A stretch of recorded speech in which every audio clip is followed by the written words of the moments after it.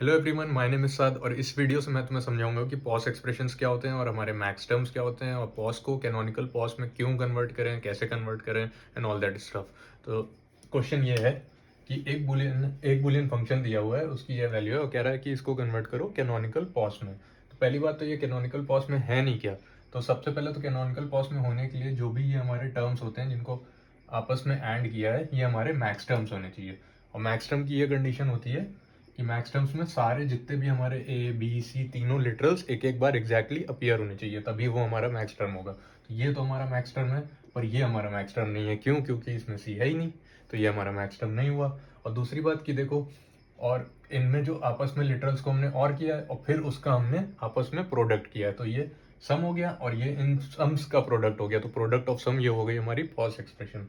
तो अब max term में अगर इसको कन्वर्ट करना है तो हम क्या करेंगे, इसमें सी ला देंगे। अब सी आ जाएगा तो ये भी मैक्स टर्म हो जाएगा। तो अब जैसे पता ही है कि a प्लस ज़ीरो लिखो तब भी वो a ही होता है, तो इसका यूज़ करके हम लोग यहाँ पे एक c को ऐड करने की कोशिश करते हैं। तो a complement plus b plus हमने ज़ीरो ऐड कर दिया। क्या फ़र्क पड़ता है? कोई फ़र्क नहीं पड़ा, वो हमारा वैसे के वैसे ही रहेगा। a complement plus b complement plus c complement. इसको नहीं छूना है क्योंकि ये पहले से ही मैक्स टर्म है, ये मैक्स टर्म नहीं है, इसलिए इसको हम लोग कन्वर्ट करेंगे। और जब सारे, अब देखो ज़ीरो को हम लोग किसी भी चीज़ का अगर कॉम्प्लीमेंट खुद के साथ करोगे, एंड कर दोगे, तो वो हमको ज़ीरो मिल जाता है। अब ज़ीरो को इससे रिप्लेस कर दो तो क्या मिल जाएगा?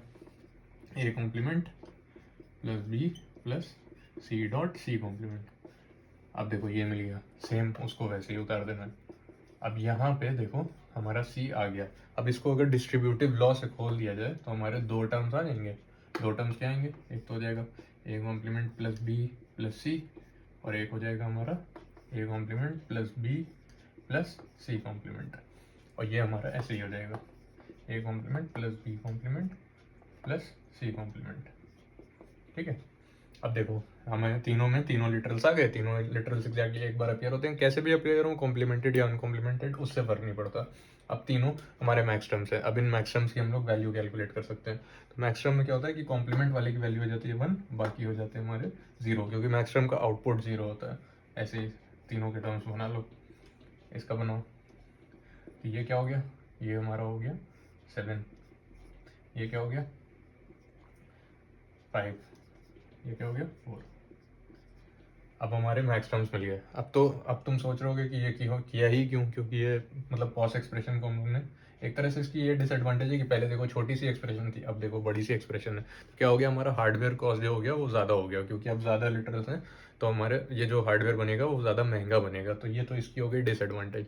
एडवांटेज इसकी क्या है कि अब हम लोग इसमें, हम लोग को मैक्स टर्म्स पता है, तो हम लोग इसको ऐसे रिप्रेजेंट कर सकते हैं, product of max terms 4, 5 and 7। तो अब हम लोग चीपली इसको मतलब ऐसे रिप्रेजेंट कर सकते हैं और इसकी ट्रूथ टेबल ईजिली बन जाएगी। तो ये चीज़ें हमारी ये आसान बना देता है, इसलिए हम लोग पॉस एक्सप्रेशन को कन्वर्ट करते हैं कैनोनिकल पॉस में, और ऐसे उसके मैक्स टर्म्स फाइंड कर सकते हैं।